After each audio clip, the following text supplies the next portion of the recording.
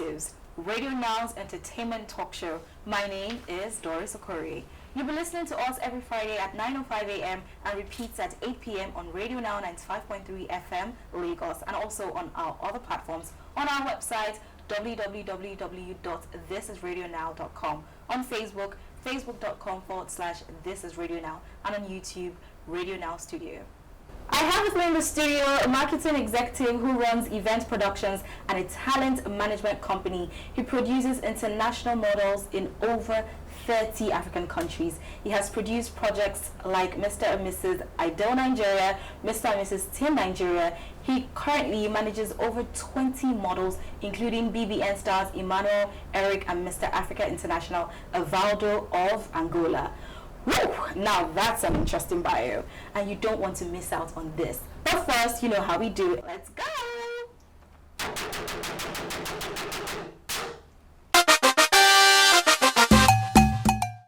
He is a self-starter with a drive to seek out new marketing opportunities. He possesses solid decision-making skills. He is detail-oriented and has the ability to multitask effectively and is a great team player.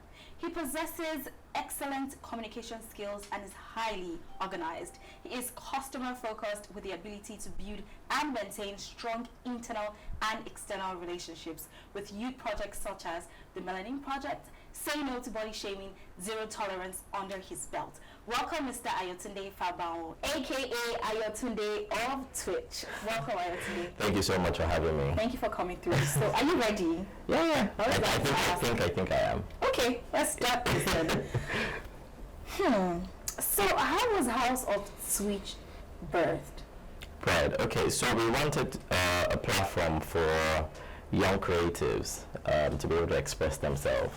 So we decided that we're going to launch pageant platforms for, we started with the female one. The first pageant we ever had failed. Because we're quite young. I started at the age of 20, and and all of us were like 20, 19, 18. So the first one failed, and we just continued, and here we are. So basically, just to sort of coin a platform for young creatives, really. That's an amazing stuff, actually. Thank you. So, what's your process like in terms of scouting models to join your talent outfit? Because I know you have a talent outfit. Yeah. So, what is your process like? So you basically have to have competed in one of our pageants. Okay. So currently we run 12 pageants in 5 countries. So you should have won one of them or be part of it, or a significant part of it. And then we sort of just take you on and manage you, see what we can do with you, really. So you can't be like my talent manager. Oh, you're saying? Yours is more like connection. Okay, so what is the importance of having a talent manager? Talent managers are very important when they sort of help you put everything into perspective. And sometimes, especially those that have been there for a long time, they use their connections to actually make you stronger. But I think more than anything else, they help you to sort of build your mind and your mindset, so that, because everything really starts with the mind, and I think that's where the talent managers really come in. Yeah. Okay, so this also just kind of like, this kind of thing pisses me off a little. Okay. Because it just seems like in this part of the world, yes, Yeah. most times managers just go for people who are already popular, and like you just said, you only manage people that have been involved in your. So why is that? Right. So House of Twitch, first of all, is a production company, right? And then we produce events. So when we have people from this event, that's when we then manage those guys or the girls. Yeah. So So for House of Twitch now, we don't really manage people that are already popular. We actually help people to become stronger.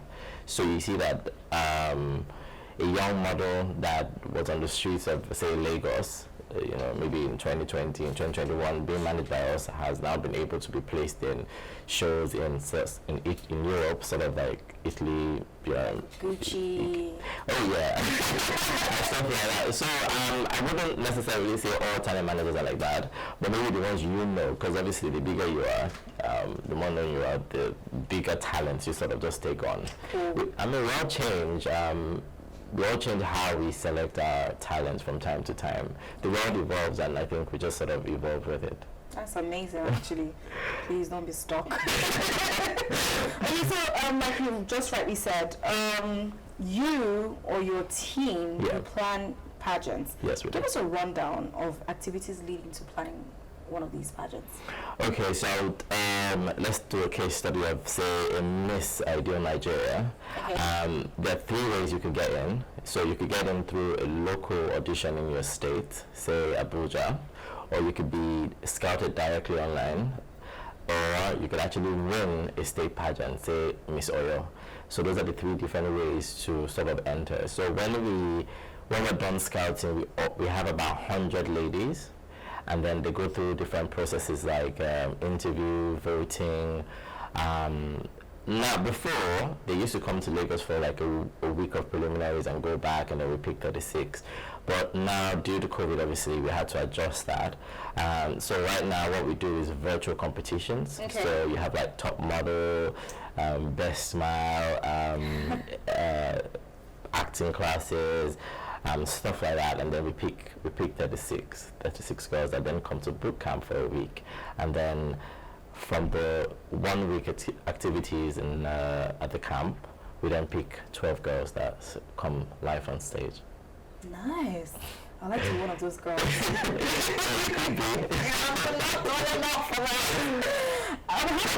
world has evolved from height, though. I don't think. Are you sure? So pageants are different from model searches. I think that's where people get it wrong. Okay. Yeah. So for like a pageant girl could actually not be so tall, but for a model you have to be tall. I see. Because a pageant girl sells herself, and she's an ambassador and represents a lot of other girls. Oh. So our current queen is dark. So she has a project called the Melanin Project.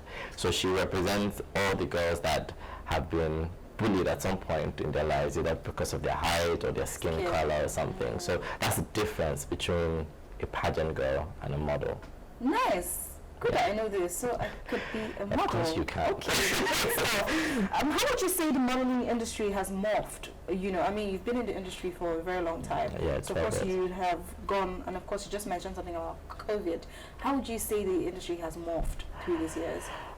I would say the industry has been more inclusive. So when I joined, you had to be, it was the rules were set, it was a standard, you had to be a certain way, you had to be tall, you had to have this waistline, but then nowadays, pretty much anybody can be a model as long as you have a passion, and the clients, which are like the designers and the brands, have or see what they see in you. Yeah, you know what I mean? Mm-hmm. So there's no rigid, so anybody can be, as long as you have the passion and you're ready to work hard towards it, you can be a model. Okay. You're involved in a lot of pageants around Africa. I mean, I read like over 30 African countries. Yeah, so I sit as the CEO of Mr. Africa, and we have over 30 countries represented. Wow. That's an amazing achievement. So how do you juggle all of them? I would say I have an amazing team, actually. It's my team that makes everything worthwhile. And because if I base everything just on my own ideas, I don't think I'd have survived this long. No. But my team, they're very creative. They evolve every single time. And I think that's what makes it actually very easy. It's not that easy, because I sort of wake up at 6 a.m. and then I go to bed at like 11 p.m. But I mean, they make it so worthwhile. It's an amazing, attribute that you're actually giving them thumbs up, because people don't actually include the. Oh, that's amazing. I mean, if you meet them, you know why. Yeah. There are certain qualities, obviously, in picking a winner in these things. Aside from the looks, what should an ideal model have? Right. Okay. The first things first, you have to be ready to work. Now, don't forget, I'm from the pageant industry, so not really model search as such. And so before we pick a winner, we have to look at different things. We have to look at the mindset. Now, we have to look at what you've done before you came into pageantry. I know you mentioned something about, talent managers going for an already established person. It's not always the case. So if, for example, you come and you say, oh, I want to be an actress, and we ask you, how many auditions have you been on before now? And you say, oh no, I've just been at home, I'm just looking for an opportunity, and I think this is it. What it just says is, so we don't look at potential alone, we look at the pattern. So we look at you and we say, okay, so you haven't done any audition, you haven't done anything, but you just came here. So that kind of girl would end up being a queen that just never does anything. And those pageants that you see the girl when she's being crowned, and the only other time you hear about her is when she's handing over. Oh, yeah. Yeah, so we avoid that at our pageants in House of Twitch. For either the guys or the girls, we crown pattern, not the potential. So someone that's been able to, even if you've not been successful at it, and you've just been going for castings or doing something, then we look into you and say, okay, I think this person might be a good winner. So that's primarily what we look at. Very active people. Yeah, very active people, and also the ability to sort of people often don't say this, but the ability to sort of create wealth, because you don't want a winner that you will look at in 5 to 10 years, because we don't want the biggest thing you've ever done in your life to be our platform. We want it to be like a step towards your goals and dreams.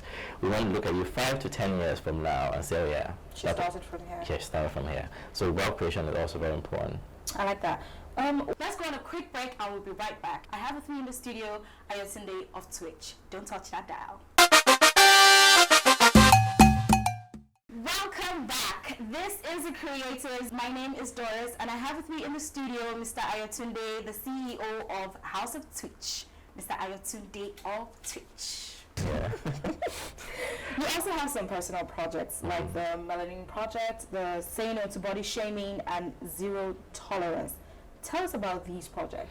Right, okay, so the Melanin Project is basically an anti-bullying initiative. And what we do there is, so obviously because of the name, we target very dark-skinned girls.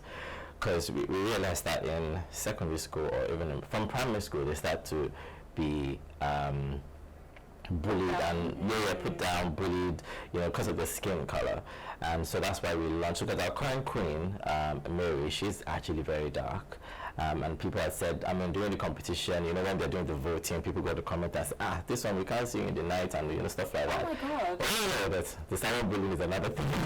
Yeah, so we decided to launch that, and it's actually been quite effective. So she goes to secondary schools and talk to girls about being different is a blessing, and then she uses herself as an example, and I think that's basically what the Melanin Project is all about. Then Say No to Body Shaming is obviously, like the name states, it's just basically telling girls that whether you're big, you're small, whatever it is, however you are, you're beautiful, and that's primarily based in Ibadan. So if you go to Ibadan, you see like the billboards everywhere, like Say No to Body Shaming, and we target university students, female university students, and sort of just talk them through what to do when you feel down about that. And then Zero Tolerance is our mental health initiative, and that's a big one. So basically we provide therapy, maybe in a week we provide free therapy to people that are willing to sort of come out and just talk about what's making them depressed or any prolonged moment of sadness, really. So that's what we do. So amazing stuff you do. Thank you. Amazing stuff you do, I must say. So should we be expecting any new projects from House of Twitch? Yes, actually. We have new events coming up this year, and we're looking at two things. One, cyberbullying, because it's actually become one major reasons why people feel really depressed when they go online, especially when you're a public figure. People come for you and feel like, because you've worked hard to put yourself in that position, they can talk to you anyway. And it actually came from the fact that obviously I manage Emmanuel, so see like the comments and it gets to them. So I didn't actually, I mean, it's always been there with either one of our, like any of the winners, but it wasn't really until recently I realized how bad it actually can get. And the second one is, it's quite interesting, and I'm sure you find it weird, but it's about missing people. Every 40 seconds, someone goes missing, and we don't talk about it, we don't hear about it, and that's because there is no publicity about it. It's only when the person is sort of affluent, or if it comes from a very unique story, that's when we hear about it. But there's so many people that are missing, especially this year. So many people have gone missing, and no one is doing anything about it. So what we want to do is, partner with some PR agencies and see how we can actually. So when you know of someone that is missing, you come to us, and then we sort of try to create publicity for it and sensitize the public about it. Okay. Yeah. I actually like the entire thing, because cyberbullying is something that has gone off, you can't even bring it back.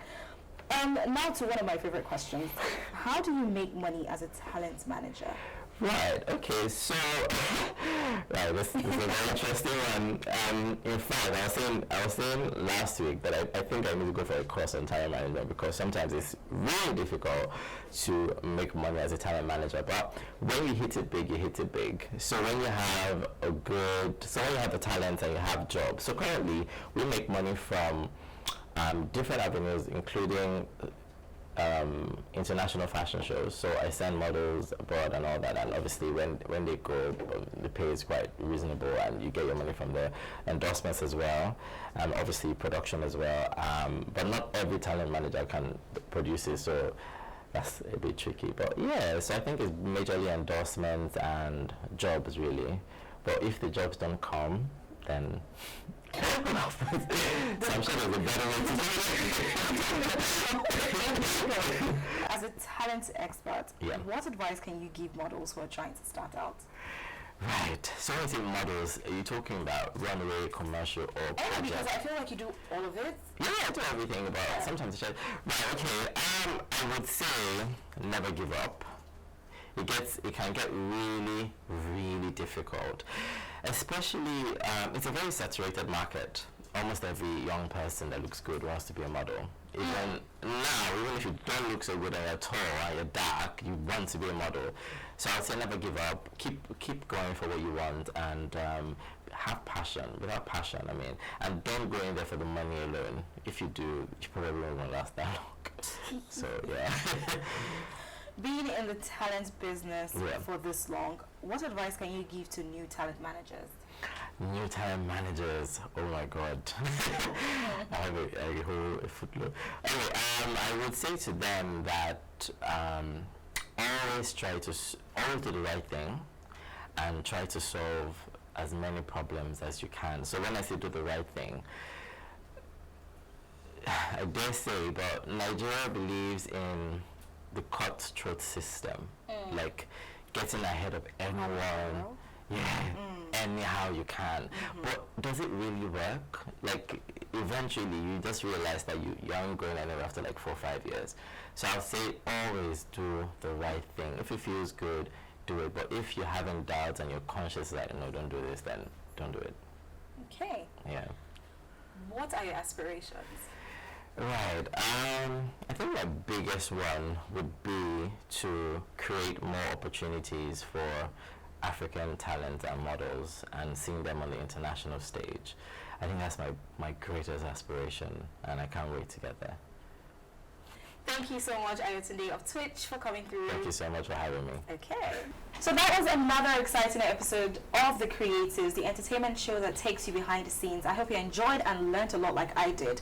And of course, if you have any comments or questions, just use the hashtag The Creatives on any of our social media platforms. So from me, Doris Okori, and the creative team, bye. I'll see you next week with another exciting guest.